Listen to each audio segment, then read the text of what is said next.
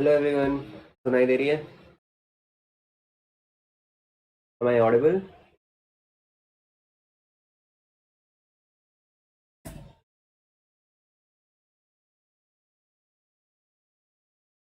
एक second, setup complete कर लेते हैं, then we begin in a few minutes, ठीक है ना? एक सेकेंड, एक सेकेंड।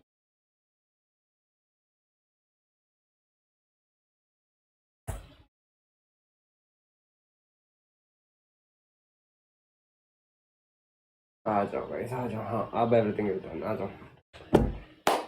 हेलो जागृति, गुड इवनिंग नाइट, जो भी समझ रहे आपके लिए समझ लेना, ठीक है? ओके। हेलो बिलिप्सा, हाय इतिका,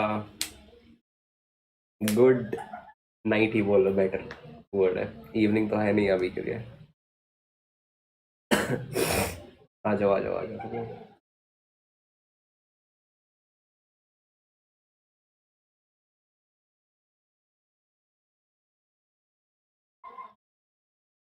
एक सेकेंड, लैग हो रही है क्या? Is it lagging?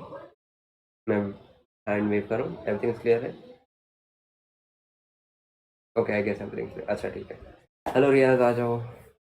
Hello Rida Sharif, hello. थक गए हो क्या तुम लोग? Are you guys tired? पहले हुआ था, अभी नहीं हो रहा ना? अच्छा ठीक है। Are you guys tired? थक गए हो गए क्या? थक गए हो? हाय हर्ष, बहुत थक गए क्या? कोई बात नहीं, ये लास्ट लेक्चर है, इसके बाद सो जाना सीधा जाके, ठीक है? आज लास्ट चैप्टर फिजिक्स का 12th स्टैंडर्ड की, ठीक है? तो इसे कंप्लीट कर लेंगे। Okay Riyaz, it's not an issue, not an issue, कोई बात नहीं। जो स्टूडेंट्स थक गए हैं उनको अगर रेस्ट ले रहा है, तुम लोग रेस्ट ले लो, I won't stop you, because I was been through what you use to be, ठीक है? अगर आपको आज कंप्लीट करना है फिजिक्स तो फिर स्टे ऑन द कॉल, ठीक है? टीम देखते रहना, and then will complete physics of 12th standard today. उसके बाद बस एक क्वेश्चन प्रैक्टिस वाली वीडियो बच जाएगी, जो हम लोग कल या परसों कभी कंप्लीट करेंगे, ठीक है ना? ओके, ठीक है। हाय मॉर्निंग स्टार, आ जाओ भाई, आ जाओ। लेकिन ट्राई करना कि तुम लोग स्ट्रीम ना छोड़ो बीच में, ठीक है? क्योंकि ये एक इम्पॉर्टेंट चैप्टर है, हाई वेटेज चैप्टर है, इजी चैप्टर है, समझने में इजी है, ठीक है? आप लोग को बस आराम से बैठना है, सिट बैक, रिलैक्स, एंड बस स्क्रीन देखो, मैं अच्छे से एक्सप्लेन कर दूंगा सब कुछ, ठीक है? डायग्राम्स अच्छे से बना के लाया हूँ मैं, डायग्राम्स के थ्रू ही ज़्यादातर एक्सप्लेनेशन करूंगा मैं आज, ठीक है? ज़्यादा काम का चीज़ नहीं है, बस आराम से बैठो, sit back, relax, and I will explain everything to you, okay? ठीक है ना?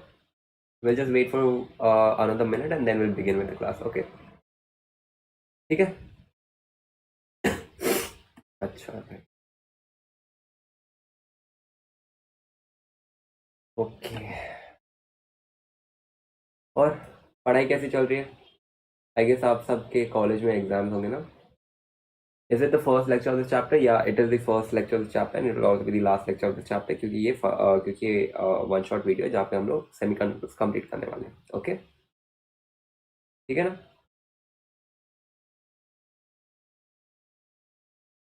आ जाओ भाई, आ जाओ, ठीक है? तो विल बिगिन, ठीक है?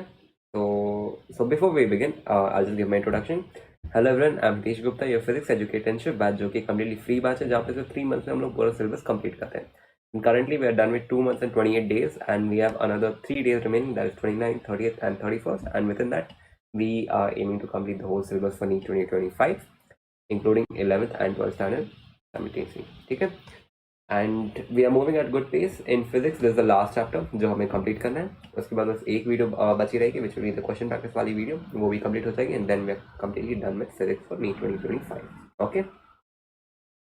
सो that was my introduction, and चलो let's begin with the chapter today, ठीक है? ठीक है ना? Let's begin with the chapter. कोशिश करना कि स्ट्रीम एंड ना करो आप, ठीक है? बीच में से अगर नींद आ रही है तो कुछ चीज़ें सैक्रिफाइस करनी पड़ेंगी, ये मैंने स्टार्टिंग में बोला था, कभी कभी सैक्रिफाइस करना पड़ता है नींद, तो फिर वो आ जाए, ठीक है? सैक्रिफाइस कर देना, ठीक है? तो विल बिगिन। स्टार्ट करें, थम्स अप दे दो and we'll start with the lecture. Thumbs up दे दो and we'll start with the lecture, ठीक है ना। आज हम लोग करने वाले semiconductors, which is the new chapter and the last chapter of physics also, ठीक है। तो we'll begin with the chapter now. देखो ना, आज हम लोग पढ़ने वाले रिगार्डिंग सेमीकंडक्टर्स।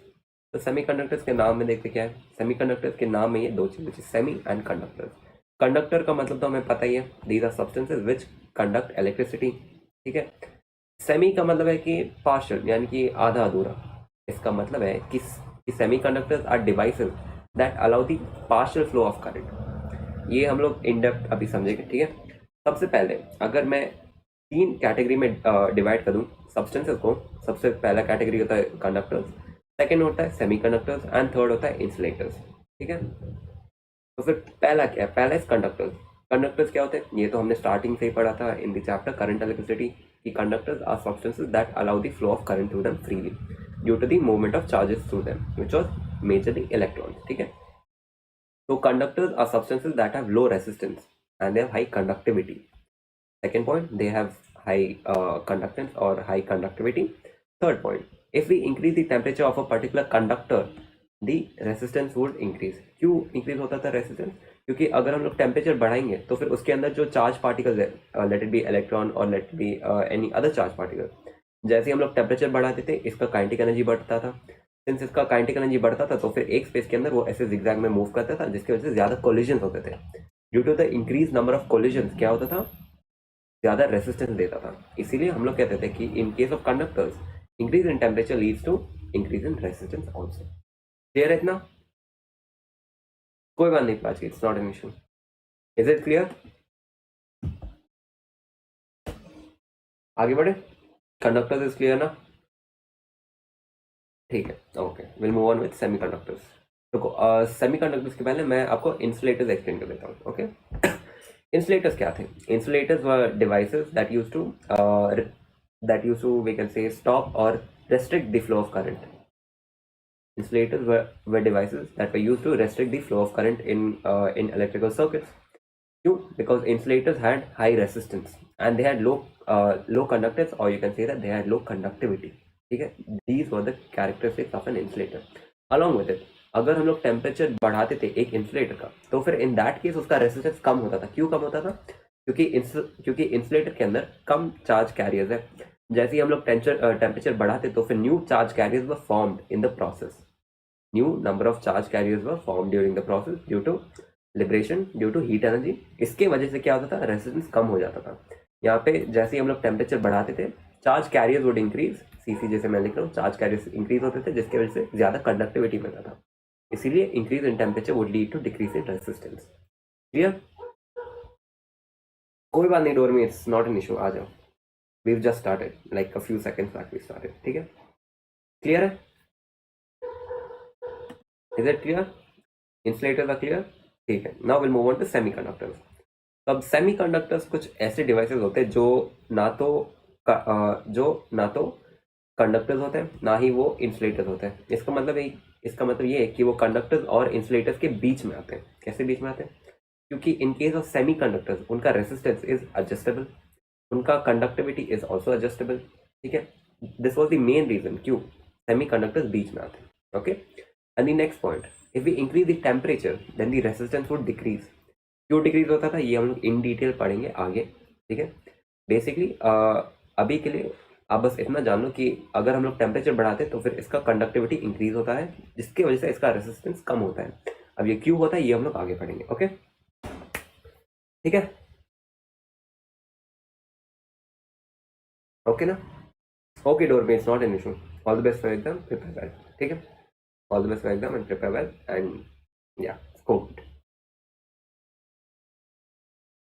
इतना समझ में आ गया? थम्स अप दे दो अगर इतना समझ में आ गया, we'll move ahead, okay. Clear है इतना? थम्स अप, फिर आगे बढ़े, ठीक है। We'll move ahead then, okay,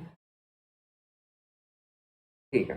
तो अब हम लोग देखने वाले conduction band and valence band, इन दोनों का मतलब क्या होता है। देखो सेमी कंडक्टर जो है ना, these are majorly made of group 14 elements, इसके अंदर स्पेसिफिकली आता है कार्बन।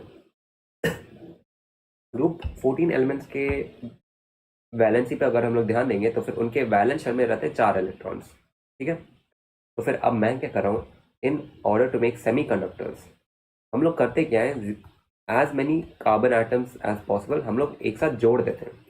सिंस हम लोग ज़्यादातर कार्बन आइटम्स को जोड़ रहे हैं एक साथ, तो फिर उनके ऑर्बिटल जो है वो ओवरलैप हो जाते हैं, ऐसे ऐसे वो ओवरलैप हो जाते हैं, ठीक है।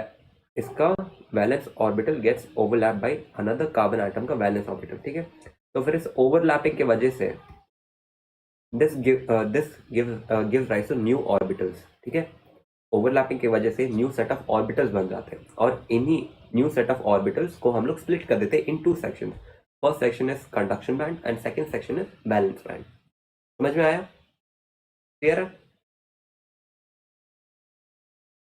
Okay, this was the basic explanation for conduction band and valence band. Clear है? समझ में आ गया? थम्स अप दे दो, फिर आगे बढ़ेंगे। ओके ओके, ठीक है, क्रिस्टल क्लियर, ओके। ठीक है, अब कुछ important points regarding conduction band and valence band, ठीक है। Conduction band is a band which has high energy and it has low stability, whereas valence band is something that has low energy and it has high stability, okay. And the second point is, in conduction band it is the electrons which conduct electricity, or you can say that it is the electrons which are the major charge carriers, ठीक है। इतना clear है? Okay. और एक चीज हमेशा याद रखना कि अगर हमारा इलेक्ट्रॉन बैलेंस बैंड में है तो फिर वो इलेक्ट्रिसिटी कंडक्ट नहीं कर सकता है। An electron has to be in the conduction band in order to conduct electricity, ठीक है, ये याद रखना, ठीक है। तो अब हम लोग देखते हैं कि होता क्या है। मैंने कहा कि due to overlapping of orbitals होता क्या है, we get a new set of orbitals, और उन्हीं न्यू सेट ऑफ ऑर्बिटल्स को हम लोग डिवाइड कर लेते हैं in conduction band and one valence band, ठीक है। तो फिर जनरली वैलेंस बैंड का एनर्जी लो रहता है, जिसकी वजह से इसका स्टेबिलिटी हाई रहता है। तो फिर एनर्जी के टर्म्स में अगर हम लोग नीचे की ओर में एनर्जी लिख देंगे तो फिर वैलेंस बैंड का एनर्जी कम होता है कंपेयर टू कंडक्शन बैंड, ठीक है। और कंडक्शन बैंड का एनर्जी ज़्यादा हाई होता है as compare to valence band, okay. तो फिर जनरली इलेक्ट्रॉन जो होते हैं वो वैलेंस बैंड में रहते हैं, ठीक है। जैसे ही हम लोग इसे थोड़ा एक्स्ट्रा एनर्जी देंगे ना, तो फिर ये इलेक्ट्रॉन क्या करेगा, ये जंप कर लेगा इनटू द कंडक्शन बैंड। जैसे ही मेरा इलेक्ट्रॉन कंडक्शन बैंड में पहुंच जाएगा, इसके बाद इट कैन कंडक्ट इलेक्ट्रिसिटी, ठीक है। This is the logic of semiconductor working. समझ में आया सेमीकंडक्टर कैसे काम करता है, कैसे कंडक्ट करता है electricity? Is it clear? Clear है? Electron always has to be in the conduction band in order to conduct electricity, ठीक है। और यहाँ पे एक सेकंड यहाँ पे दिखा देते हैं एनर्जी गैप क्या होता है। एनर्जी गैप हम लोग अब हम लोग ध्यान से देखेंगे, ठीक है। एनर्जी गैप होता है, let me change the colour of the pen. यहाँ पे ये जो ब्लू लाइन में ड्रॉ कर रहा हूँ, this is the highest level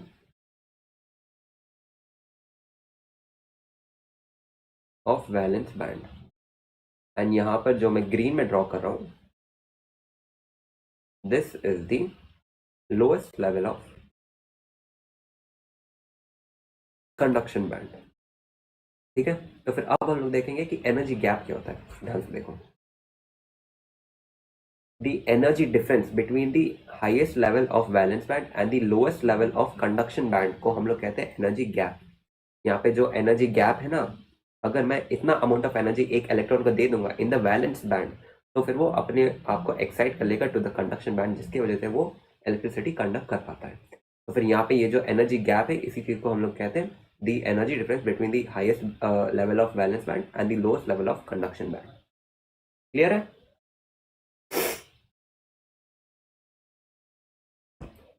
fine? नहीं, electrons have lower energy in conduction band. जो एडिशनल एनर्जी एक इलेक्ट्रॉन को मिलता है यहाँ पर, वो यूज कर लेता है in order to reach over here, ठीक है। तो फिर यहाँ पे आके उसका एनर्जी वापस कम हो जाता है। क्यों? क्योंकि वो अपना एनर्जी यूज कर लेता है, ओके। आगे बढ़े, ठीक है, विल मूव अहेड देन।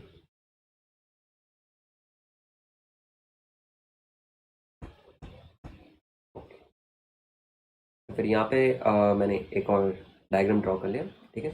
अब हम लोग देखेंगे differences between conductor, insulator and semiconductor, ठीक है। तो फिर ध्यान से देखो, यहाँ पे सबसे पहले हमारे पास एक इंसुलेटर। इंसुलेटर्स के केस में क्या होता है कि इंसुलेटर के केस में जो बैलेंस बैंड रहता है ना, यहाँ पे ये मेरा बैलेंस बैंड है, ठीक है।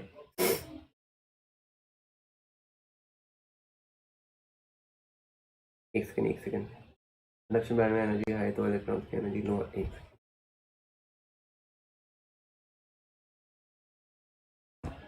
कंडक्शन बैंड की ओवरऑल एनर्जी हाई रहती है, जिसकी वजह से उनका स्टेबिलिटी कम रहता है, ठीक है। लेकिन जो इलेक्ट्रॉन के पास जो एडिशनल एनर्जी मैं प्रोवाइड करता हूँ ना, वो यूज कर लेता है in order to reach at this particular position. This does not mean कि इलेक्ट्रॉन के पास यहाँ पे एडिशनल एनर्जी होगा जिसके जिसकी वजह से वो हाई एनर्जी पे होगा, वैसे नहीं होता है। सिर्फ इस बैंड का एनर्जी ओवरऑल हाई रहता है, ठीक है। ओके, ठीक है ना, आगे बढ़े। ओके, ठीक है।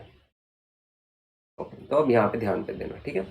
इन केस ऑफ इंसुलेटर होता क्या है, इंसुलेटर के केस में जो बैलेंस बैंड रहता है वो नीचे रहता है और जो कंडक्शन बैंड रहता है वो ऊपर रहता है। लेकिन इंसुलेटर्स के केस में जो एनर्जी गैप है ना, जो एनर्जी गैप है in case of insulators, it is very very high, जिसके वजह से हम लोग sufficient amount of energy नहीं दे पाते to an electron in order to jump to the conduction band to conduct electricity. Okay, ठीक है। ओके, तो अब हम लोग देखेंगे केस ऑफ कंडक्टर्स क्या होते हैं।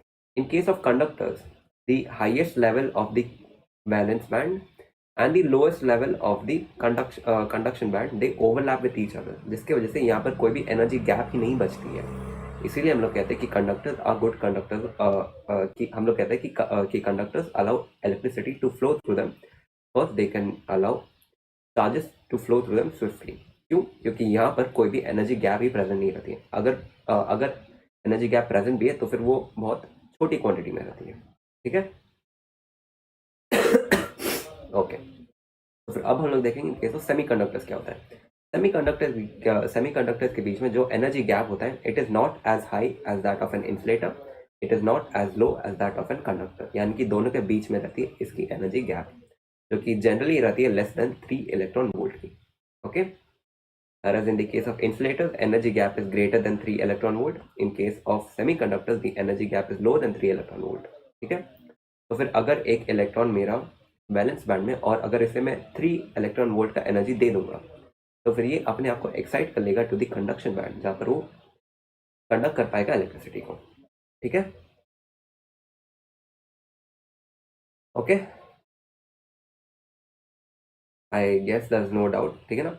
अगर किसी को कहीं पर भी कोई भी डाउट है तो फिर पूछ लेना, ठीक है, डरो मत, ये तो लास्ट लेक्चर है हमारा, ठीक है। ओके, ठीक है। तो अब इधर मैं एक्सप्लेन करता हूँ कि क्यों मैंने कहा था इन दी फर्स्ट स्लाइड की अगर हम लोग टेम्परेचर यहाँ पे बढ़ाएंगे इन केस सेमी कंडक्टर, तो फिर उसका रेसिस्टेंस कम होता है। ये क्यों होता है अब मैं आपको समझाता हूँ, देखो। अगर मैं इस पर्टिकुलर पॉइंट पर, मान लो मेरा इलेक्ट्रॉन यहाँ पर है, ठीक है, अगर मैं इसे एनर्जी दूंगा in the form of heat energy, अगर मैं इसे सप्लाई करूंगा तो फिर यहाँ पे इसका काइनेटिक एनर्जी बढ़ जाएगा, जिसकी वजह से इसके पास एडिशनल एनर्जी होगा जो ये यूटिलाइज कर पाएगा in order to promote itself to the conduction band. तो फिर यहाँ पर जैसे ही वो आ जाएगा it will be able to conduct electricity. तो फिर इसी लॉजिक की वजह से हम लोग कहते हैं कि when we increase the temperature in case of semiconductor it helps in increasing the conductivity and decreasing the resistance, ठीक है। क्लियर है?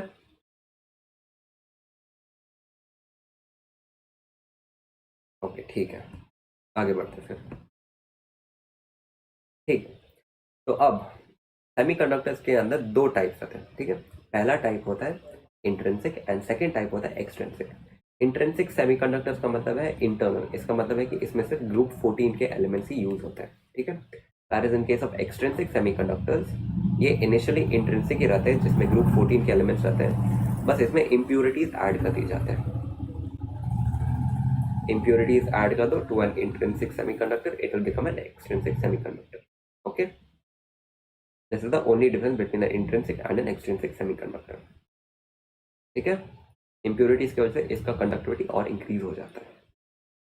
ग्रुप 14 के एलिमेंट्स हो जाते हैं कार्बन, सिलिकॉन, जर्मेनियम, ठीक है। lead and others. So these are the elements of group 14. अब एक इंपॉर्टेंट पॉइंट, यहाँ पे जो इम्प्योरिटीज हम लोग ऐड करते, these are generally from group 13 और ग्रुप 15. किसी के पास कोई भी आइडिया है कि क्यों हम लोग सिर्फ ग्रुप 13 एंड ग्रुप 15 को यूज करते हैं? Any wild guesses? कोई भी गेस करना चाहते हैं कि क्यों हम लोग सिर्फ ग्रुप 13 एंड ग्रुप 15 को यूज करते हैं? Take a guess.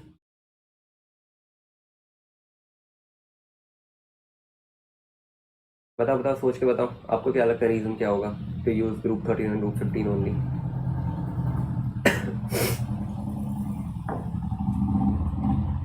सोच के बताओ क्या आता है दिमाग में. Metalloid presence. अच्छा, that's Jagriti's answer. Because they have one extra electron. That's not exactly the answer, but partially correct है. मैं बताता हूँ. Because of size. The most important point is जब हम लोग impurities add करते हैं, the size of the impurities must be almost equal to that of group 14 elements. क्या? क्यों? क्योंकि अगर यहाँ पे मेरा कार्बन आटम है which is a group 14 elements, अगर मैं impurities ऐड करूंगा, ठीक है, तो फिर impurity अगर मैं ऐड करूंगा, it has to be of the almost equal size ना, तभी तो वो आके यहाँ पे कार्बन का जगह ले पाएगा. अगर मैं ऐड कर दूंगा ग्रुप 17 का impurity, तो फिर वो इतना बड़ा हो जाएगा and it will not be able to conduct. ठीक है, तो दैट इज द रीजन क्यों हम लोग यूज करते हैं of group 13 and group 15 only. ठीक है, because it is of almost the same size. That is the basic logic. आगे बढ़े.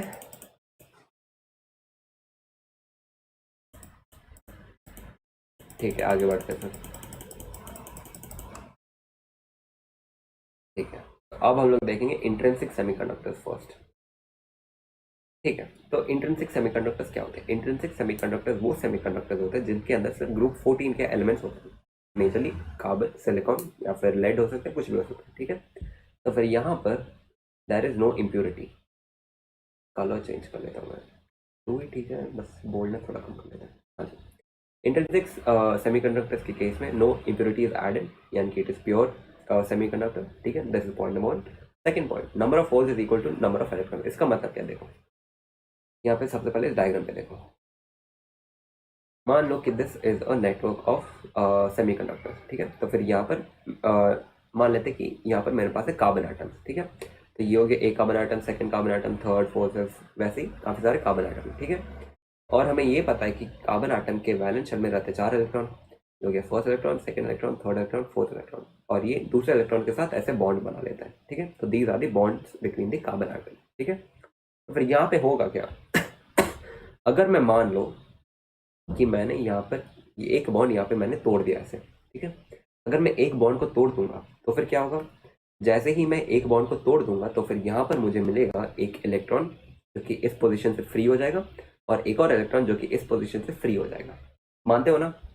बॉन्ड अगर मैं तोड़ूंगा जो कि दो इलेक्ट्रॉन के बीच में, यहाँ पे एक इलेक्ट्रॉन इलेक्ट्रॉन, इन दोनों के बीच में एक बॉन्ड है. अगर मैं इस बॉन्ड को तोड़ दूंगा तो फिर मेरे पास 2 फ्री इलेक्ट्रॉन आ गए. मानते हो? अग्रीड? ठीक है, तो सिंस हमारे पास 2 फ्री इलेक्ट्रॉन्स आ गए, तो फिर जैसे ही ये इलेक्ट्रॉन्स अपने प्लेस को छोड़ के बाहर जाएंगे तो फिर यहाँ पर एक वैकेंसी बन जाएगा, एक एम्प्टी स्पॉट बन जाएगा. इसी एम्प्टी स्पॉट को हम लोग कहते हैं होल्स. ठीक है, इसी एम्प्टी स्पॉट को हम लोग कहते हैं holes. And holes are also a type of charge carriers itself. ठीक है, क्लियर है? तो फिर एक बॉन्ड के टूटने के वजह से मुझे मिलेंगे 2 इलेक्ट्रॉन्स, और उसके साथ ही साथ मुझे मिलेंगे 2 होल्स. क्लियर?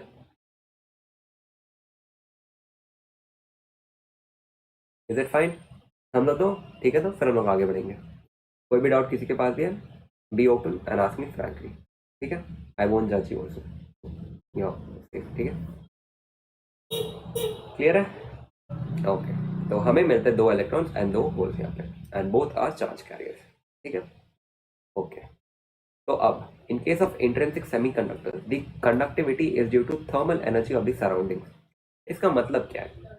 इसका मतलब ये है कि अगर मैं इसका मतलब ये है कि अगर मैं बाहर से कोई एडिशनल एनर्जी नहीं दे रहा हूँ in the form of heat, या फिर it can be in the form of photons, तो फिर यहाँ पे जो भी बॉन्ड ब्रेकेज होता है ना, it is only due to the surrounding temperature की वजह से। Because of the surrounding temperature यहाँ पे बॉन्ड टूटते हैं, जिसकी वजह से यहाँ पे चार्ज कैरियर्स बनते हैं which is electron and holes, जिसकी वजह से इट कंडक्ट्स इलेक्ट्रिसिटी। ठीक है, this was the story of intrinsic semiconductors. समझ में आ गया? और एक और चीज़ याद रखना कि जो एनर्जी मिलता है due to the surrounding temperature, वो बहुत कम रहता है। ठीक है, it is not sufficient to break all the bonds, याद रखना। तो this was the story of intrinsic semiconductors. Okay, तो अब हम लोग देखने वाले एक्सट्रिंसिक सेमीकंडक्टर्स। तो extrinsic semiconductors are basically intrinsic semiconductors in which you have added impurity. Impurities can be from group 13 and group 15. ये 113 की हो गया। It can be from group 13 and it can be from group 15. Okay, ठीक है, clear है? हम सब लोग क्लियर है? आगे बढ़ेंगे। अगर मेरा इम्प्योरिटी ग्रुप 13 से बिलोंग करता है तो फिर उस टाइप के सेमीकंडक्टर को मैं कहूँगा पी टाइप, और अगर मेरा इम्प्योरिटी ग्रुप 15 से बिलोंग करता है तो फिर उस टाइप के सेमीकंडक्टर को मैं कहूँगा N type of semiconductor. Okay, ठीक है। ग्रुप 13 से अगर वो इम्प्योरिटी बिलोंग करता है तो फिर उसे हम लोग कहेंगे पी टाइप सेमीकंडक्टर। अगर वो ग्रुप 15 से बिलोंग करता है तो फिर उसे हम लोग कहेंगे एन टाइप सेमीकंडक्टर। ओके, ठीक है। तो फिर रीजन क्या है इम्प्योरिटी ऐड करने का? The simple reason to add impurity is to increase the conductivity. Simple चीज है। क्यों? क्योंकि in the case of intrinsic semiconductor, breakage of bond was only due to the surrounding temperature. लेकिन मैंने कहा था कि जो रूम टेम्परेचर होता है which is nothing but your surrounding temperature, it is not sufficient in order to break many bonds.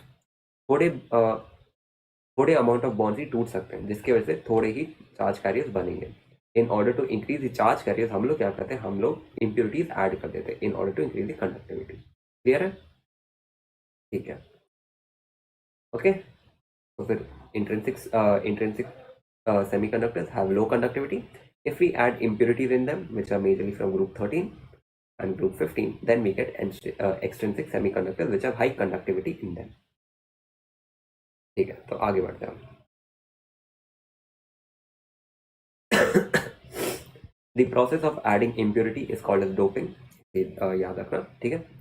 Doping is done only when size of the impurity is almost equal to that of the semiconductor atoms. इसीलिए मैंने कहा था कि doping के time हम लोग सिर्फ group 13 and group 15 को यूज करते हैं, because they have almost similar size to that of group 14 elements. ठीक है, ग्रुप 14 के एलिमेंट्स यहाँ पे carbon, silicon, germanium, lead, and group 30 के एलिमेंट्स यहाँ पे boron, aluminium, gallium, helium, indium, and group 15 के एलिमेंट्स यहाँ पे which is nitrogen, phosphorus and bismuth and others. ठीक है, अगर मैं intrinsic semiconductor which is group 14 के साथ ग्रुप 13 ऐड कर दूंगा तो फिर ये बन जाएंगे पी टाइप सेमीकंडक्टर। अगर मैं ग्रुप 14 के साथ ग्रुप 15 के इम्प्योरिटीज ऐड कर दूंगा तो फिर ये बन जाएंगे एन टाइप सेमीकंडक्टर। ठीक है, तो अब हम लोग देखेंगे in details P type and N type semiconductors के फायदे क्या और वो क्या होता है बेसिकली। ठीक है, ठीक है। तो फिर पी टाइप सेमीकंडक्टर क्या होता है?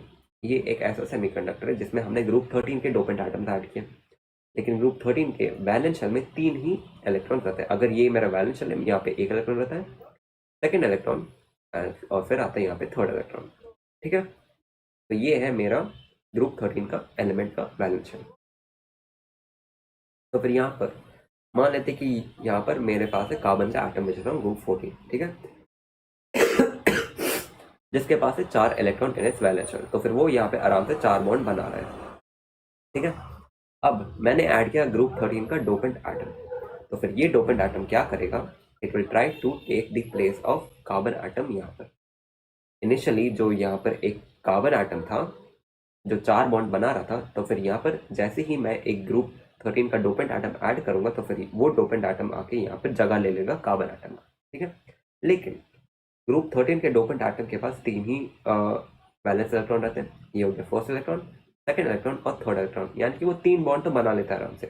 लेकिन यहाँ पर ये जो चौथा बॉन्ड है ये खाली रहता है। समझ रहे हो? यहाँ पर ये फोर्थ बॉन्ड एम्प्टी रहता है।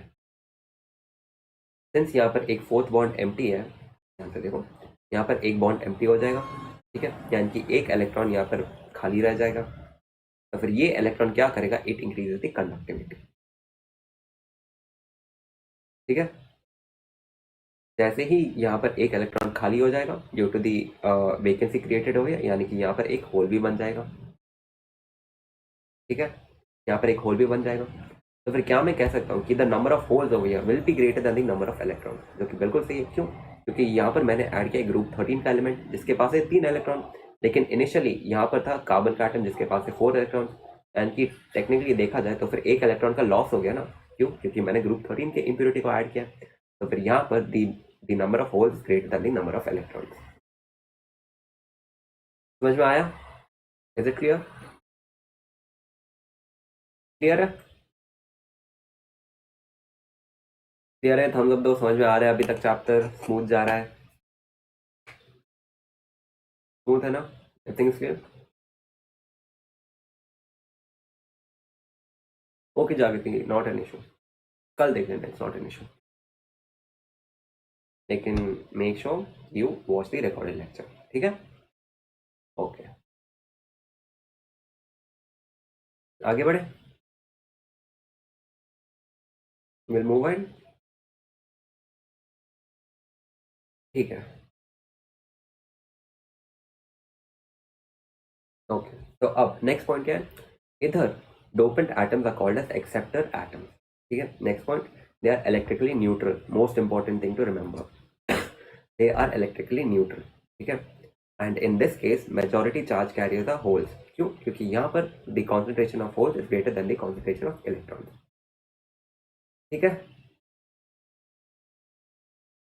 अब आप बोलोगे कि सिंस यहाँ पर the number of holes is greater than the number of electrons, तो फिर आप कैसे बोल सकते हो कि these are electrically neutral? Common question, ध्यान से सुनना बात। अगर मैं कह रहा हूँ कि यहाँ पर the number of holes are greater than the number of electrons, ठीक है, तो फिर आपके कहने के मतलब से यहाँ पर पॉजिटिव चार्ज का कॉन्सेंट्रेशन ज़्यादा है compare to that of the negative charge. लेकिन यहाँ पर मैंने ऐड किया ग्रुप 13 का एलिमेंट जिससे मैं कह रहा हूँ एक्सेप्टर एटम। इसका मतलब क्या है? इसके पास इलेक्ट्रॉन की कमी है, तो फिर ये क्या करेगा, एक इलेक्ट्रॉन को एक्सेप्ट करने की कोशिश करेगा, एंड विच एवर एटम और एलिमेंट एक्सेप्ट एन इलेक्ट्रॉन, उसके ऊपर नेगेटिव चार्ज हो जाता है। तो फिर वही नेगेटिव चार्ज जो है इस पॉजिटिव चार्ज को कैंसल आउट कर देता है, जिसकी वजह से ये इलेक्ट्रिकली न्यूट्रल बन जाता है। ओके, ये हमेशा ध्यान रखना। Majority charge carrier the holes and they are always electrically neutral. Clear है? पी टाइप सेमीकंडक्टर क्लियर है? Number of holes are greater than the number of electrons. Will move on to the N type semiconductor now.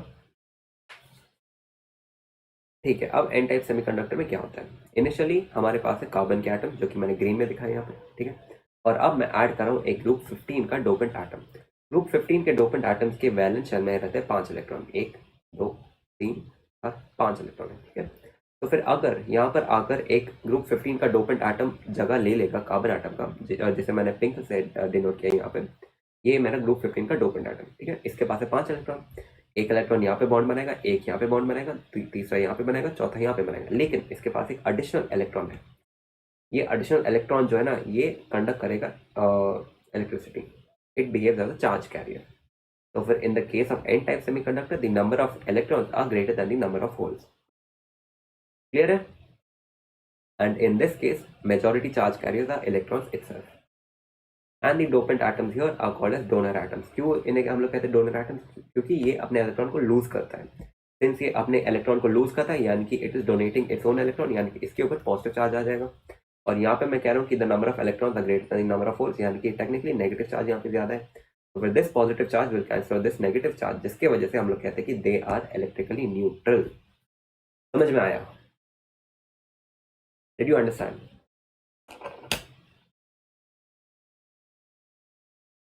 Easy लग रहा है chapter? सच्ची बताना, easy लग रहा है चैप्टर? समझ में आ रहा है?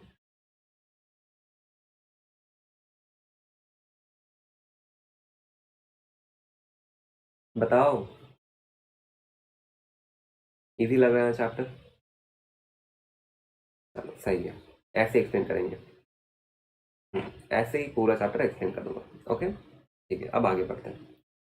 नेक्स्ट हम लोग देखने वाले हैं डायोड का फॉर्मेशन, ठीक है। अब हम लोग देखेंगे कि डायोड कैसे फॉर्म होता है, ठीक है। ओके, तो बेसिक सी चीज, डायोड क्या है? डायोड एक ऐसा डिवाइस है विच कम्स अंडर सेमीकंडक्टर, जिसके अंदर क्या होता है, हमारे पास होते हैं two particular semiconductor which are of P type and N type, and दोनों को हम लोग जोड़ देते हैं in order to get a diode. ठीक है, तो फिर डायोड के अंदर होता क्या और उसका वर्किंग क्या है? सबसे पहले डायोड को हम लोग बनाते कैसे, वो हम लोग देखते हैं। डायोड को बनाने के लिए हमारे पास रहना चाहिए एक पी टाइप सेमीकंडक्टर और एक एन टाइप सेमीकंडक्टर। ठीक है, मान लेते कि this is my P type semiconductor over here and this is my N type semiconductor over here, this is my P type, this is my N type. ठीक है, P type semiconductor के अंदर the number of holes is greater than the number of electrons, whereas in n type semiconductor the number of electrons is greater than the number of holes। ठीक है, okay. जैसे ही मैं P type और N type semiconductor को एक दूसरे के पास लाके जोड़ दूंगा एक साथ, यानी कि यहाँ पर कांटेक्ट हो जाएगा। जैसे ही यहाँ पर कांटेक्ट होगा, यहाँ पर मैं कह रहा हूँ कि होल्स की कॉन्सेंट्रेशन ज्यादा है compare to that of the electron, and यहाँ पर इलेक्ट्रॉन की कॉन्सेंट्रेशन ज्यादा है, तो फिर यहाँ पर होगा diffusion. Diffusion of what? Diffusion of the majority charge carriers. In case of p-type semiconductor, the majority charge carriers are holes. In case of n-type semiconductor, the majority charge carriers are electrons. तो फिर electrons यहाँ से यहाँ migrate कर जाएंगे या फिर diffuse कर जाएंगे, एंड होल्स p टाइप से लेके n टाइप तक डिफ्यूज कर जाएंगे। क्लियर है? ठीक है, फिर यहाँ पे हो क्या है, electrons are diffusing from the n side to the p side, यानी कि इलेक्ट्रॉन का मूवमेंट ऑफ डायरेक्शन ऐसे, यानी कि करंट का मूवमेंट इस डायरेक्शन में होगा। यहाँ पर जो करंट बनता है due to the movement of electron, इस करंट को हम लोग कहते हैं डिफ्यूजन करंट। ध्यान रखना, ठीक है, इस करंट को हम लोग कहते हैं डिफ्यूजन करंट। ओके, ठीक है, ओके ओके, ठीक है। यहाँ पर diffusion takes place from higher concentration to low concentration and we get something known as diffusion current over here. Okay, तो दिस वाज स्टेप 1। तो स्टेप 2 क्या है? स्टेप 2 में क्या होता है हमारे पास? मैंने कहा था कि पी टाइप में द नंबर ऑफ होल्स की कॉन्सेंट्रेशन ज्यादा होते हैं, and in case of N type the number of electron के कॉन्सेंट्रेशन ज्यादा होते हैं। लेकिन अब होगा डिफ्यूजन। डिफ्यूजन की वजह से यहाँ पर आ जाएंगे होल्स, एंड इस साइड होल्स आ जाएंगे, एंड इस साइड आ जाएंगे इलेक्ट्रॉन्स। ठीक है, ओके। तो मैं क्या कह रहा हूँ, अगर यहाँ पे जो इनिशियल इलेक्ट्रॉन्स थे they are diffusing towards the left hand side, यानी कि यहाँ पर तो वेकेंसी बन जाएगा, यानी कि यहाँ पर डेवलप हो जाएगा पॉजिटिव चार्ज। मानते हो? अग्रीड और नॉट? अगर इलेक्ट्रॉन यहाँ से माइग्रेट कर जाएंगे तो फिर यहाँ पर डेवलप हो जाएगा पॉजिटिव चार्ज। अग्रीड ना? वैसे ही अगर मैं कह रहा हूँ कि यहाँ पर जो इनिशियली मेजॉरिटी होल्स है they are diffusing towards the N type के साइड, अगर यहाँ पर इनिशियली होल्स है और वो माइग्रेट हो जा रहे हैं, यानी कि यहाँ पर इलेक्ट्रॉन्स मूव हो रहे हैं, यानी कि यहाँ पर बढ़ रहा है नेगेटिव चार्ज का कॉन्सेंट्रेशन। मानते हो?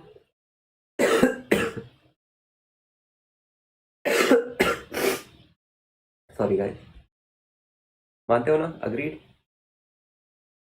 ठीक है, ओके। तो फिर यहाँ पर डेवलप हो जाता है एक पॉजिटिव चार्ज और यहाँ पर डेवलप हो जाता है एक नेगेटिव चार्ज। ठीक है, और इस रीजन को हम लोग कहते हैं डिप्लीशन रीजन। यहाँ पर ये जो रीजन बन रहा है ना, इस रीजन को हम लोग कहते हैं डिप्लीशन रीजन। क्यों इसे कहते हैं हम लोग depletion region? Because this is that region जहाँ पर माइनॉरिटी चार्ज कैरियर्स होते हैं। माइनॉरिटी चार्ज कैरियर्स का मतलब क्या है? In case of P type semiconductor, majority charge carrier was holes, whereas in the case of p type semiconductor अगर majority holes है तो फिर माइनॉरिटी तो इलेक्ट्रॉन्स हो गए। ऐसे ही in case of N type semiconductor majority charge carriers व इलेक्ट्रॉन, यानी कि minority charge carriers will become holes, जो कि यहाँ पर विजिबल है। यहाँ पर पॉजिटिव कॉन्सेंट्रेशन बढ़ रहा है, यानी कि होल्स के कॉन्सेंट्रेशन बढ़ रहे हैं, और यहाँ पर इलेक्ट्रॉन्स के कॉन्सेंट्रेशन बढ़ रहे हैं, यानी कि यहाँ पर माइनॉरिटी चार्ज कैरियर बढ़ रहा है, यहाँ पर भी माइनॉरिटी चार्ज कैरियर बढ़ रहा है। इस पर्टिकुलर रीजन को हम लोग कहते हैं डिप्लीशन रीजन। क्लियर है इतना? Depletion region is that region where only minority charge carriers are present। ठीक है, ओके। तो फिर यहाँ पर सिंस हमारे पास पॉजिटिव चार्ज डेवलप हो रहा है और यहाँ पे नेगेटिव चार्ज डेवलप हो रहा है, चार्जेस है, इसका मतलब इलेक्ट्रिक फील्ड होगा, यानी कि इस डायरेक्शन में हमारे पास होगा एक इलेक्ट्रिक फील्ड। इस इलेक्ट्रिक फील्ड को हम लोग कहते हैं बैरियर इलेक्ट्रिक फील्ड। ओके, इस इलेक्ट्रिक फील्ड को हम लोग कहते हैं बैरियर इलेक्ट्रिक फील्ड। और ये बैरियर इलेक्ट्रिक फील्ड क्या करता है? It opposes the movement of diffusion current. Diffusion current जो इनिशियली इस डायरेक्शन में मूव हो रहा था due to the movement of electrons to this direction, अब बैरियर इलेक्ट्रिक फील्ड क्या करेगा? बैरियर इलेक्ट्रिक फील्ड इस डायरेक्शन में, और हमारा इलेक्ट्रॉन है नेगेटिव चार्ज, यानी कि बैरियर इलेक्ट्रिक फील्ड इलेक्ट्रॉन के ऊपर फोर्स लगाएगा इन दिस डायरेक्शन, यानी कि it stops the movement of diffusion of electron. समझ में आ रहा है? क्लियर? क्लियर है इतना? है ना, आगे बढ़े. We have barrier electric field that does not allow the diffusion of electrons and holes. Okay. Okay Prachi, not an issue. आप डिनर कर लो, ठीक है. बाकी स्टूडेंट्स क्लास में रहोगे, ठीक है. And this barrier electric field repels the diffusion current. So this was step 2. Okay. अब step 3 में क्या होता है? स्टेप 3 में होता ये है कि सिंस हमारे पास था एक बैरियर इलेक्ट्रिक फील्ड जो कि इस डायरेक्शन में था, मैं EB लिख रहा हूँ. ये बैरियर इलेक्ट्रिक फील्ड क्या करेगा, it promotes the movement of minority charge career जो कि इस डायरेक्शन में था. तो फिर होल्स जो मेरे माइनॉरिटी चार्ज कैरियर थे, they move from the N side to the P side वापस. तो फिर यहाँ पर जो करंट मुझे मिलेगा due to the movement of electrons towards the N side, इस करंट को हम लोग कहते हैं ड्रिफ्ट करंट. क्यों? क्योंकि यहाँ पर चार्जेस मेरे ड्रिफ्ट होते हुए जा रहे हैं, डिफ्यूज होकर नहीं जा रहे, they are drifting and going. इसीलिए इस करंट को हम लोग कहते हैं drift current is formed due to the barrier potential. Clear है? इस बैरियर इलेक्ट्रिक फील्ड की वजह से मूवमेंट ऑफ चार्जेस होता है, मूवमेंट ऑफ चार्जेस की वजह से बनता है बैरियर पोटेंशियल हमारे पास. क्लियर है? तो दिस वाज स्टेप नंबर 3. अब स्टेप नंबर 4 क्या होता है, एक ऐसा पॉइंट आकर जहां पर drift current will become equal to the diffusion current. और जब drift current becomes equal to diffusion current, तब हम लोग कहते हैं कि our diode is ready to use. तो फिर इस पॉइंट पर मैं कह सकता हूँ कि मेरा डायोड रेडी है यूज करने के. ठीक है, समझ में आ गया फॉर्मेशन ऑफ डायोड? समझ में आ गया तो थम्स अप दो, फिर आगे बढ़ेंगे.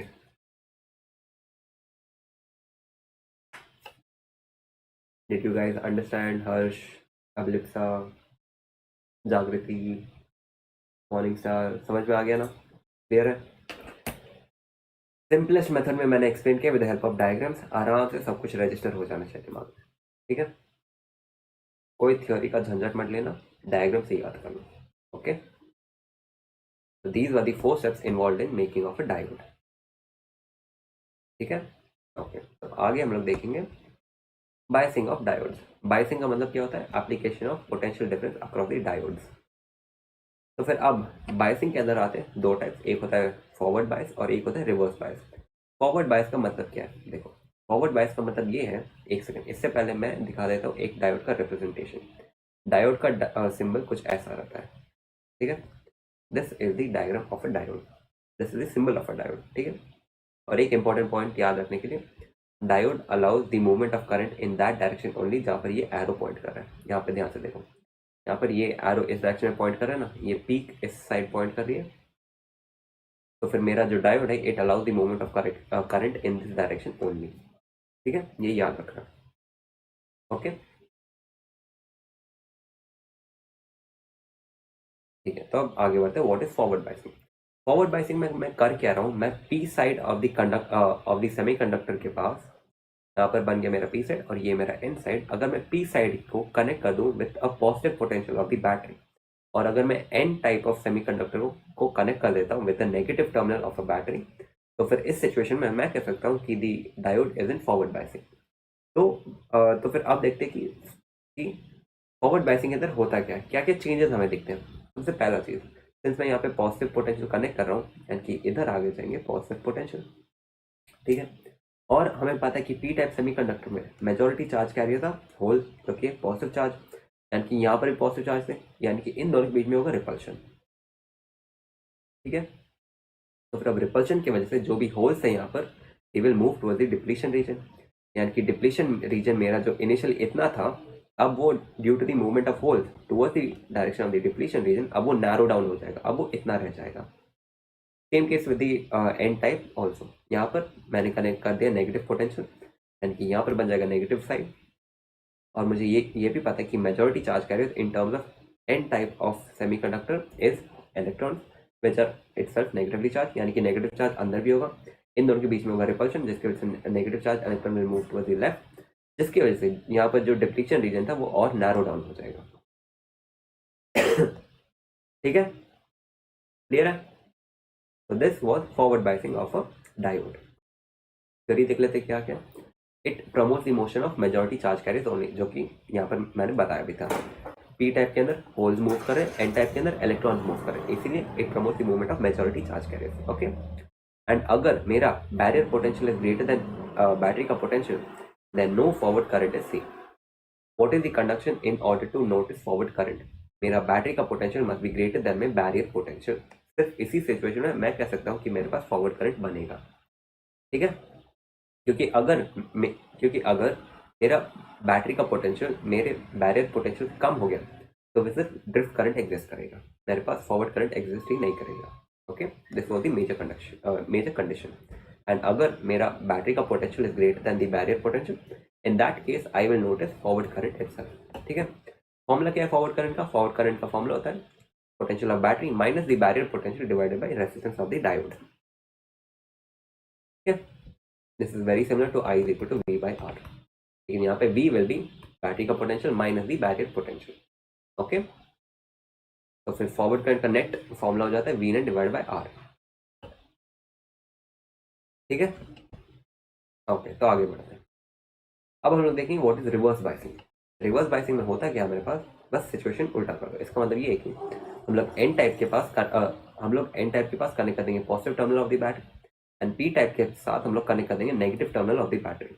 इससे होगा क्या, सिंस मैंने यहाँ पे नेगेटिव टर्मिनल कनेक्ट कर दिया तो फिर यहाँ पे आ जाएंगे नेगेटिव चार्ज, और मुझे पता है कि पी टाइप के अंदर मेजॉरिटी चार्ज कैरी होता है holes which are positively charge, यानी कि holes will move towards the left.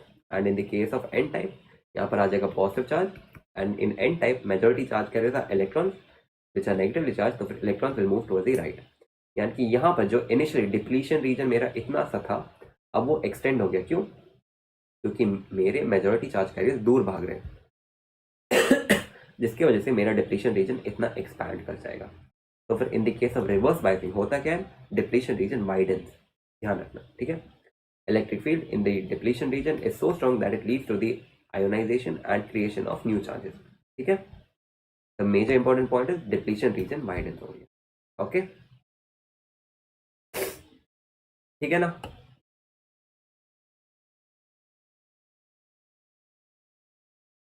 दो important terms, Zener breakdown and avalanche breakdown. अगर ये जो ब्रेकडाउन है जिसे मैंने यहाँ पर बताया है, क्यों हो रहा है यहाँ पे ब्रेकडाउन, क्योंकि यहाँ पर इलेक्ट्रिक फील्ड ज्यादा बढ़ रहा है। इलेक्ट्रिक फील्ड क्यों बढ़ रहा है? क्योंकि यहाँ पर डिप्लीशन रीजन का स्ट्रेंथ बढ़ रहा है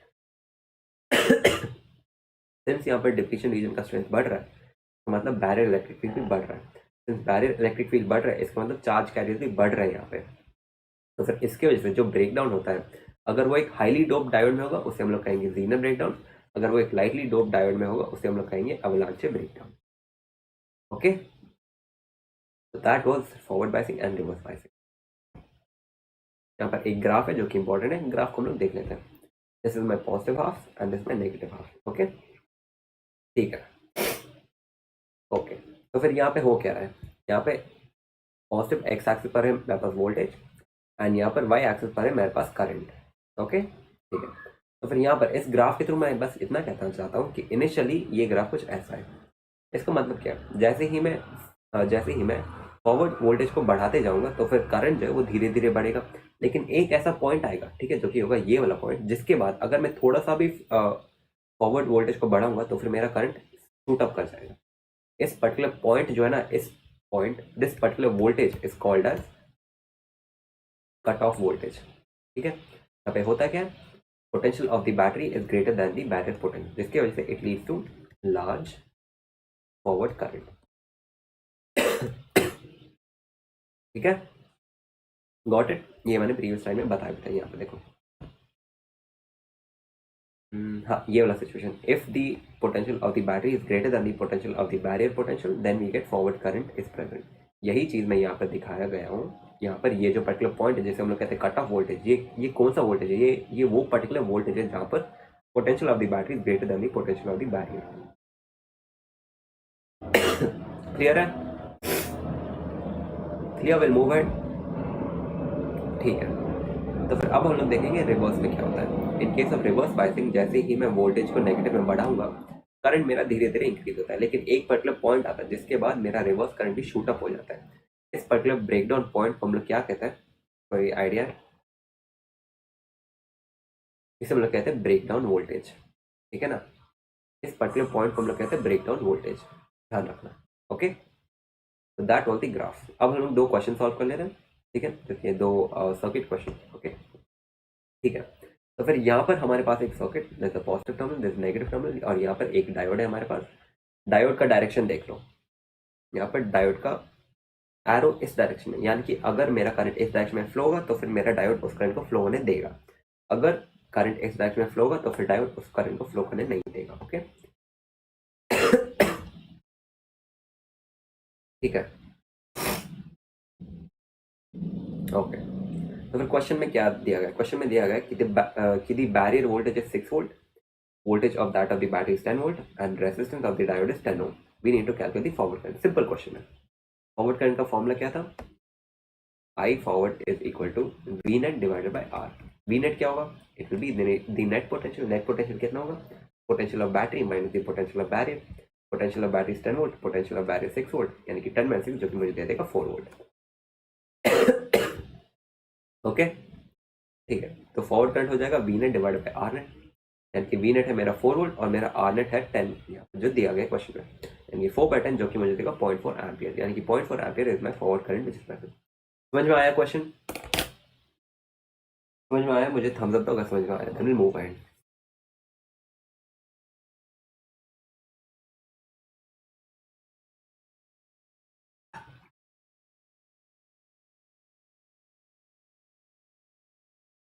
ओके ठीक है, आगे बढ़ते फिर।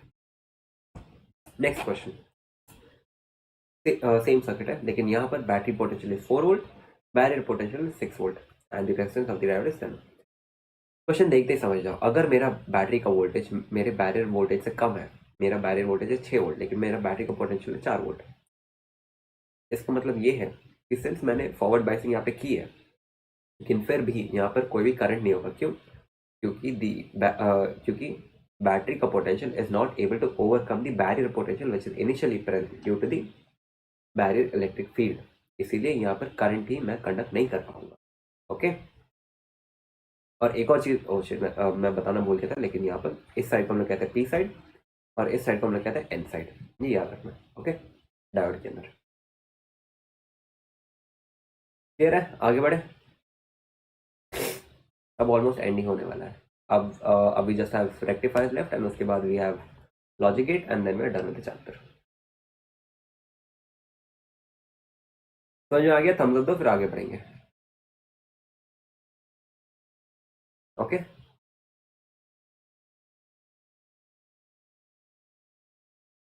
आगे बढ़े।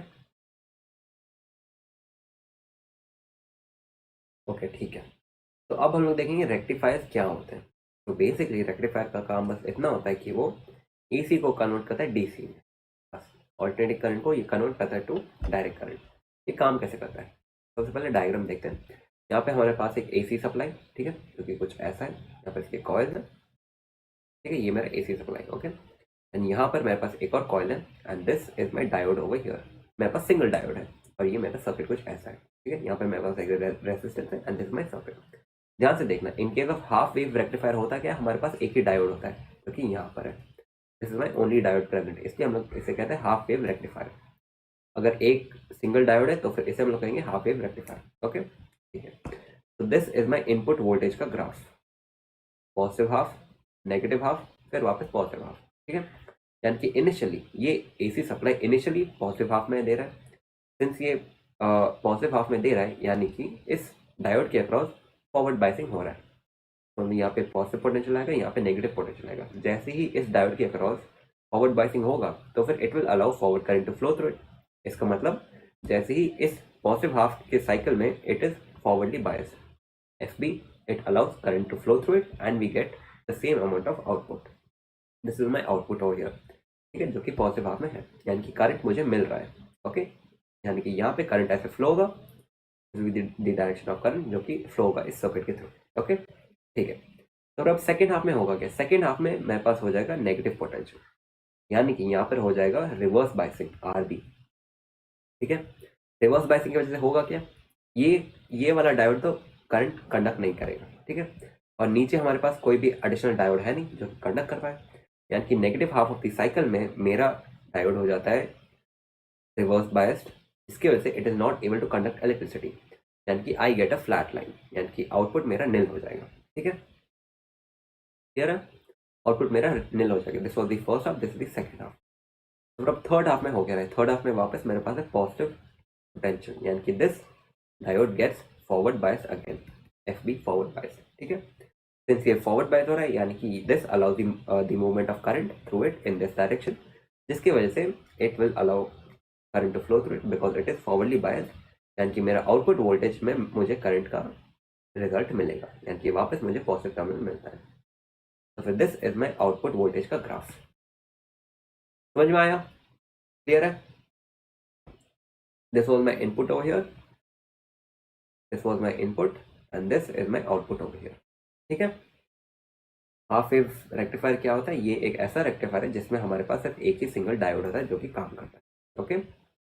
It converts AC to DC and इस ग्राफ के थ्रू हम लोग बोल सकते हैं कि frequency of the input is equal to frequency of the output, या फिर time period of the input is equal to time period of the output, ठीक है।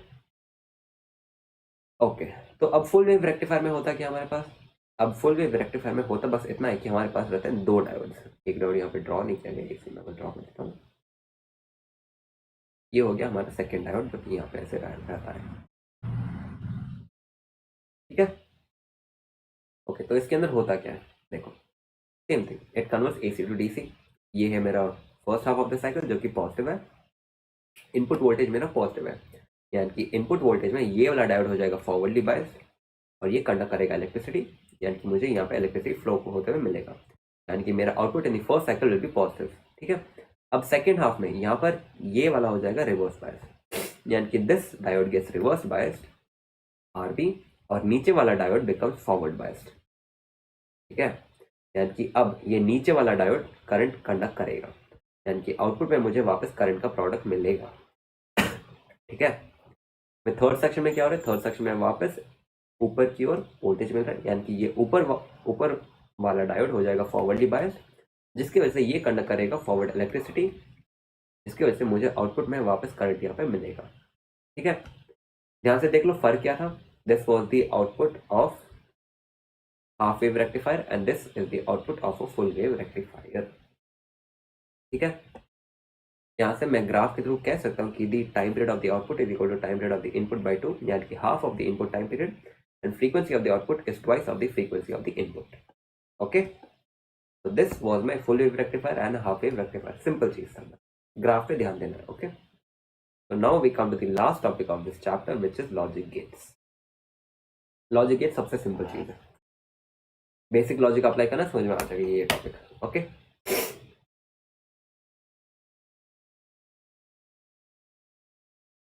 अभी तक चैप्टर समझ में आया? Everything was clear?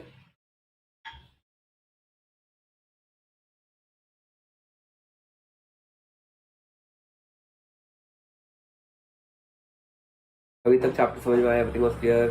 हम लोग का समझ में आया है?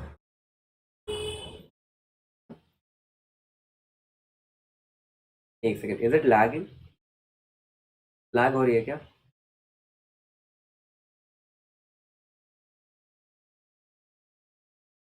एक सेकेंड रुको।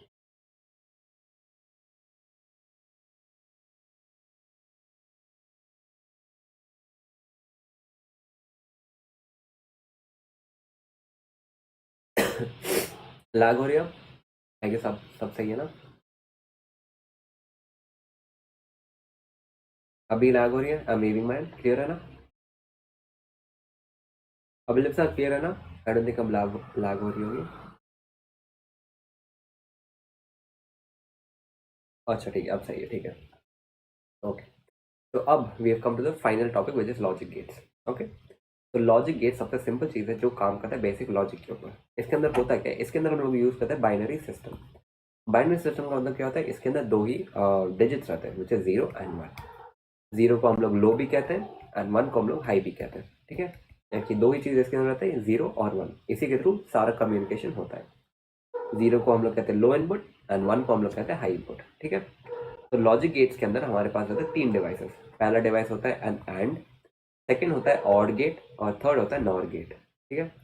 फर्स्ट गेट क्या होता है? फर्स्ट गेट को हम लोग कहते हैं एंड गेट, सेकेंड गेट को हम लोग कहते हैं और गेट, थर्ड गेट को हम लोग कहते हैं नॉर गेट। और इनका डायग्राम यहाँ पे, this is called an AND gate.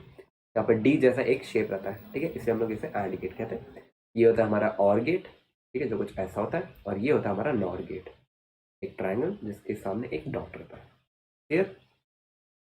इसमें एंड और है नॉर गेट, ठीक है, ओके। तो सबसे पहले एंड गेट को समझते हैं। एंड गेट के पास एंड गेट के अंदर मेरे पास है 3 वायर, इसे मैं कहता हूँ input A wire, input B wire and जिसमें आउटपुट जिसमें मैं वाई कहता हूँ। ठीक है, यानी कि एंड गेट के अंदर मैं यहाँ पे 2 इनपुट दे सकता हूँ। यहाँ पर मैं एक पर्टिकुलर इनपुट दे सकता हूँ, यहाँ पर मैं सेकेंड पर्टिकुलर इनपुट दे सकता हूँ। ओके, ठीक है। तो फिर मान लेते हैं कि मैं ए साइड पर इनपुट दे रहा हूँ 0 एंड बी साइड पर इनपुट दे रहा हूँ 0, यानी कि मेरा इनपुट ऑन ए साइड है 0 एंड बी साइड है 0, यानी कि लो इनपुट दे रहा हूँ मैं दोनों वायर्स के ऊपर। ठीक है, यानी कि एंड गेट एक ऐसा गेट है, ठीक है। सबसे पहले समझ लो एंड गेट का काम क्या है। एंड गेट है जिद्दी वाला गेट, मतलब ये एक ऐसा गेट है कि अगर मैं इसे लो इनपुट दूंगा तो फिर लो आउटपुट देगा। अगर मैं इसे एक लो इनपुट और एक हाई इनपुट दूंगा फिर भी ये आउटपुट लो देगा। अगर मैं इसे दोनों हाई इनपुट दूंगा तभी ये मेरा आउटपुट हाई देगा। इसका मतलब क्या है, अगर मैं 0 एंड 0 इनपुट दूंगा विच इज लो इनपुट, तो फिर मेरा एंड गेट आउटपुट में भी 0 देगा। ठीक है, ओके। अगर मैं एक साइड हाई इनपुट कर दूंगा और एक साइड लो इनपुट कर दूंगा, मेरा एंड गेट है जिद्दी गेट। ये क्या बोलेगा, अगर तू मुझे दोनों हाई इनपुट दे रहा है तो तभी मैं आउटपुट हाई दूंगा, लेकिन यहाँ पर एक इनपुट मेरा लो इनपुट है, तो फिर एंड गेट बोलेगा कि ये मैं बर्दाश्त नहीं करूंगा, मेरा आउटपुट भी लो ही रहेगा। अगर मैं दोनों साइड के इनपुट को हाई कर दूंगा विच इज 1 एंड 1, तो फिर अब एंड गेट खुश हो जाता है। अब एंड गेट बोलता है कि अच्छा ठीक है, अब तूने मुझे दोनों इनपुट हाई दिया है तो फिर मैं आउटपुट तुझे हाई दूंगा, यानी कि 1 एंड 1 का आउटपुट मेरा हो जाएगा 1। सिंपल चीज है। Is it clear? Is it clear? AND gate का काम समझ में आया? अगर दोनों इनपुट मेरा हाई होता है तो फिर मेरा आउटपुट हाई होगा। अगर दोनों में से कोई एक पर्टिकुलर इनपुट भी मेरा अगर लो हो गया तो फिर मेरा आउटपुट लो हो रहेगा। ये एंड गेट का काम है। ओके, ठीक है, ठीक है। अब आते हैं और गेट के पास। और गेट है थोड़ा शांत गेट है, ठीक है। ये और गेट ये कहता है कि अगर तू मुझे एक इनपुट भी हाई दे देगा तो फिर मैं आउटपुट हाई दे दूंगा। इसका मतलब क्या है, अगर मैं यहाँ पे 0 और 0 दूंगा which is low input and low input, तो फिर और गेट बोलेगा सिंस तू मुझे दोनों लो दे रहा है तो फिर मैं आउटपुट भी लो दूंगा। अगर मैं एक इनपुट को भी हाई कर दूंगा विच इज 0 एंड 1, तो फिर और बोलेगा कि ठीक है, अगर तू मुझे एक इनपुट भी हाई देगा तो फिर मैं आउटपुट तुझे हाई दे दूंगा। तो 0 एंड 1 का भी आउटपुट विल बी 1 इटसेल्फ। ठीक है, क्लियर है? और अगर मैं दोनों इनपुट को हाई कर दूंगा तब भी और गेट खुश रहेगा, बोलेगा ठीक है, तो मुझे दोनों इनपुट हाई दे रहा है तो फिर मैं तुझे आउटपुट भी हाई दूंगा, यानी कि 1 दूंगा आउटपुट। क्लियर? ठीक है, अब एक क्वेश्चन मैं पूछता हूँ, अगर मैं इनपुट 1 एंड 0 दूंगा तो फिर मेरा आउटपुट क्या होगा बताओ। अब लिप्सा हर्ष डोरमी आंसर द क्वेश्चन। अगर मैं ए का इनपुट दे रहा हूँ 0 और बी का इनपुट दे रहा हूँ 1, तो फिर मेरा वाई विच में आउटपुट क्या होगा। और गेट है ये 1, बिल्कुल सही लिप्सा, करेक्ट 1 रहेगा। सेम चीज अगर मैं एंड गेट के साथ करूंगा तो मेरा आउटपुट क्या होगा बताओ। बिल्कुल सही, हाई होगा। ठीक है, अगर मैं एंड गेट को यूज करूंगा इन दिस सिचुएशन तो मेरा आउटपुट क्या होगा बताओ। अगर मैं सेम इनपुट दूंगा 0 एंड 1, तो फिर एंड गेट अगर है तो फिर मेरा आउटपुट क्या होगा। बिल्कुल सही, it will be 0। Correct Prachi, Harsh, डोरमी, अबलिप्सा, बिल्कुल सही, इट विल बी 0। ठीक है, अब थर्ड गेट हमारे पास है NOR gate. NOR gate simple gate है। नॉर गेट है एक ऐसा बच्चा जो उल्टा काम करता है। अगर मैं इसे हाई इनपुट दूंगा तो फिर ये लो आउटपुट देगा, अगर मैं इसे लो इनपुट दूंगा तो फिर ये हाई आउटपुट देगा, यानी कि अगर मैं इसे 0 इनपुट दूंगा तो फिर ये आउटपुट मेरा 1 देगा। अगर मैं इनपुट 1 दूंगा तो फिर ये मुझे आउटपुट देगा 0 का। सिंपल चीज है। ठीक है, क्लियर? तो अब हम लोग देखेंगे टुवर्ड्स बुलियन अलजेब्रा या फिर बुलियन सिस्टम। ठीक है, नाम से डरो मत, सिंपल चीज है, बस अलजेब्रा ही है। ठीक है, तो फिर एंड गेट का जो अलजेब्रा होता है, एंड गेट के अलजेब्रा को हम लोग कहते हैं वाई, जो कि मेरा आउटपुट है, it is equal to A dot B. इसका मतलब क्या, ए इंटू बी, यानी कि मान लो कि मैं इनपुट देता हूँ 0 एंड 0, तो फिर मेरा आउटपुट क्या होगा, Y is equal to 0 dot 0, जो कि 0 होता है। अगर मैं इनपुट देता हूँ 1 एंड 1, तो क्या होगा, यहाँ पे Y will be equal to 1 dot 1, जो कि 1 होता है। अगर मैं इनपुट देता हूँ 0 एंड 1, तो ये हो जाएगा 0 इंटू 1, जो कि होता है 0 इटसेल्फ। यहाँ पे देख सकते हो मैंने इनपुट के लिए एक फॉर्मूला सेट कर दिया है, वही फॉर्मूला है y is equal to A dot B. Clear? तो फिर in the case of OR gate क्या होगा, और गेट का जो अलजेब्रा होता है, it is equal to y is equal to A plus B, मतलब कि आउटपुट जो है it depends on A plus B का सम। अगर मैं इनपुट 0 एंड 0 दूंगा तो फिर 0 प्लस 0 0 होता है। अगर मैं इनपुट 1 एंड 0 दूंगा तो फिर मेरा आउटपुट 1 होगा, विच इज 0 प्लस 1 इज 1। अगर मैं 1 प्लस 1 दूंगा तो क्या होगा, मेरा आउटपुट 2 होगा क्या? नहीं, मेरा आउटपुट 1 ही होगा, विच इज हाई आउटपुट। यहाँ पर 2 3 नहीं होता, सिर्फ 0 या फिर 1 हो सकता है, कोई भी एक चीज होगा। Okay, so this was my algebra for OR gate। ठीक है, और नॉट गेट का अलजेब्रा होता है y is equal to a dash. यहाँ पर अगर मैं a के ऊपर एक ऐसा सिंबल लगा दूंगा ना, इसका मतलब ये है कि इनवर्स, यानी कि अगर मेरा इनपुट 1 है तो फिर 1 का इनवर्स हो जाएगा 0।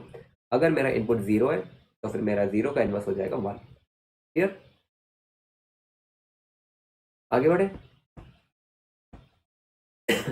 ठीक है, तो अब हम देखें कॉम्बिनेशन ऑफ गेट्स। इसके अंदर 2 गेट्स आते हैं, ये 2 गेट्स पढ़ लो, उसके बाद छुट्टी तुम्हारी, जाके सो जाना। ठीक है, stay with me for another 5 minutes, chapter खत्म हो जाएगी। पहले गेट को हम लोग कहते हैं नैंड गेट, दूसरे गेट को हम लोग कहते हैं नॉर गेट। नैंड गेट क्या होता है? नैंड गेट एक ऐसा गेट होता है जिसमें एक एंड गेट होता है और एक और गेट होता है। ठीक है, एंड गेट और नॉर गेट होता है, सॉरी और नहीं, नॉर होता है, AND gate plus NOR gate. ठीक है, सबसे पहले देखते हैं कि नैंड गेट होता क्या है। नैंड गेट के अंदर हमारे पास होता है एक एंड गेट और एक नॉर गेट। ये हो गया मेरा एंड गेट और ये हो गया मेरा नॉर गेट। ओके, ठीक है, तो फिर इन दिस केस यहाँ पर अगर मैं इनपुट 0 एंड 0 दूंगा तो क्या होगा, ध्यान से देखो। सबसे पहले हम लोग सॉल्व करेंगे टू द एंड गेट, उसके बाद एंड गेट का जो रिजल्ट होगा it will behave as an input for the OR NOR gate. ठीक है, यहाँ पर अगर मैं 0 एंड 0 दूंगा तो फिर एंड गेट जिद्दी गेट है, ये बस एक चीज़ बोलता है अगर तुझे हाई आउटपुट चाहिए तो फिर मुझे दोनों इनपुट हाई चाहिए। लेकिन यहाँ पर मैं दे रहा हूँ 0 एंड 0, यानी कि एंड गेट आउटपुट में देगा 0। ठीक है, जो कि होगा Y dash which is the output of the AND gate. अब ये 0 behave as an input for the NOR gate. NOR gate क्या करता है, ये उल्टा कर देता है। वो नॉर गेट ऐसा बच्चा है जो कि सारा उल्टा काम करता है। अगर मैं लो इनपुट दे रहा हूँ तो फिर मेरा आउटपुट ये हाई देगा। यानी कि अगर मेरा इनपुट 0 एंड 0 है तो फिर मेरा आउटपुट 1 हो जाता है overall in the case of NAND gate. NAND gate का जो सिंबल होता है वो कुछ ऐसा होता है, एक डी होता है जिसके साथ में एक डॉट जुड़ा हुआ रहता है। अगर ऐसा सिंबल कहीं पर भी दिख जाए तो फिर ये होता है एक नैंड गेट। नैंड गेट को सॉल्व करने का सिंपल मेथड है स्प्लिट कर दो, एक एंड गेट बना लो, एक नॉर गेट बना लो। एंड गेट का output will behave as input for the NOR gate. Clear है? इसका अलजेब्रा क्या है, y is equal to a dot b का इनवर्स। a डॉट b का इनवर्स कर देना, आपको रिजल्ट मिल जाएगा। ओके, क्लियर है? ओके, इसके अंदर कुछ सिचुएशन देख लेते हैं। जैसे कि अगर मैं इनपुट देता हूँ 1 एंड 0 तो फिर क्या होगा। अगर मैं इनपुट दे रहा हूँ 1 एंड 0 तो फिर एंड गेट क्या करेगा, एंड गेट तो बोलेगा तूने एक इनपुट लो दिया तो फिर मैं आउटपुट भी लो दूंगा 0, यानी कि मेरा y dash which is the output of the AND gate will become 0। अब ये 0 behave as input for the NOR gate. NOR gate क्या करता है, उल्टा कर देता है। अगर मुझे इनपुट तो 0 दे रहा है, मैं आउटपुट 1 कर दूंगा। ठीक है, यानी कि टेक्निकली अगर मैं 1 एंड 0 दूंगा तो फिर मेरा आउटपुट 1 हो जाएगा। यहाँ पे देख लेते हैं y is equal to a dot b। a मेरा 1 है, b मेरा 0 है, 1 इंटू 0 इज 0। लेकिन इसका इनवर्स का नहीं, यार कि 0 का inverse which is nothing but 1, तो यहाँ पे सेटिस्फाई हो रहा है। क्लियर है? तो this was my NAND gate.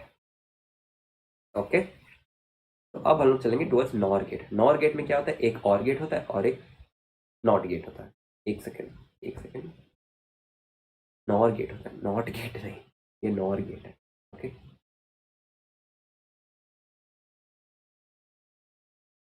ठीक है, फिर यहाँ पे होता क्या हमारे पास, यहाँ पे होता बस इतना चीज़ें हमारे पास, एक रहता है और गेट और एक होता है नॉट गेट। यहाँ पे होता है क्या, यहाँ पे एक, इसे मैं ए कहता हूँ, बी कहता हूँ, इसे वाई डैश कह देते हैं। ठीक है, और इसे वाई कहते हैं आउटपुट। ओके, तो फिर इसका अलजेब्रा क्या होता है, Y is equal to A plus B का इनवर्स। कैसे? अगर मैं इनपुट दूंगा 1 एंड 0, और गेट क्या है, और गेट शांत गेट है। अगर मैं एक इनपुट भी हाई दूंगा तो फिर ये मुझे आउटपुट हाई दे देगा, यानी कि वाई डैश के पास मुझे मिल जाएगा 1। एक सेकंड, दिख नहीं रहा है? अब दिख रहे हैं? ठीक है ना?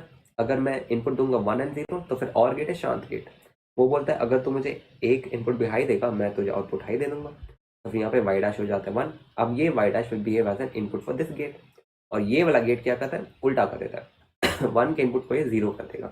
ठीक है, सेटिस्फाई करके देख लेते हैं। y is equal to input 1 and 0 है, यानी कि 1 प्लस 0 का इनवर्स। 1 प्लस 0 का 1 प्लस 0 इज इक्वल टू 1, यानी कि 1 का inverse which is nothing but 0, जो कि सेटिस्फाई हो रहा है। अगर मैं इनपुट 1 एंड 0 दे रहा हूँ तो फिर मेरा आउटपुट 0 हो जाता है। ओके, क्लियर है इतना? फॉर एग्जाम्पल लेते हैं हम लोग 1 एंड 1 ले लेते हैं। अगर मैं 1 एंड 1 दूंगा और गेट शांत गेट है, दोनों इनपुट में हाई यानी कि आउटपुट यहाँ पे 1 रहेगा। अब ये 1 will be as an input for this gate, ये वाला गेट उल्टा कर देता है यानी कि 1 को उल्टा हो जाएगा 0। तो यहाँ पर y इज इक्वल टू 1 + 1 जो कि होता है 1, 1 का इनवर्स 0 जो कि बिल्कुल सेटिस्फाई हो रहा है। तो सिंबल क्या होता है? का सिंबल होता है ये, this is the symbol. Okay,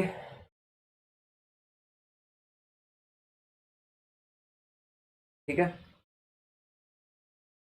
So this was my NAND gate, this was my NOR gate, and we're done. एक सेकेंड, एक important point, NAND gate and NOR gate are in universal gates. ठीक है, ये important point है जिसके ऊपर question आ सकते हैं, ध्यान रखना। ओके, क्लियर है? And with that, we have completed all the chapters of Physics 12th Standard for NEET 2025, including semiconductors. So, thank you for staying till the end. ठीक है, आई नो कि आज का क्लास थोड़ा हेक्टिक था, आज का दिन ही आपके लिए हेक्टिक होगा क्योंकि आज काफ़ी सारे क्लासेस थे एंड देन क्लास आज 10 o'clock से थी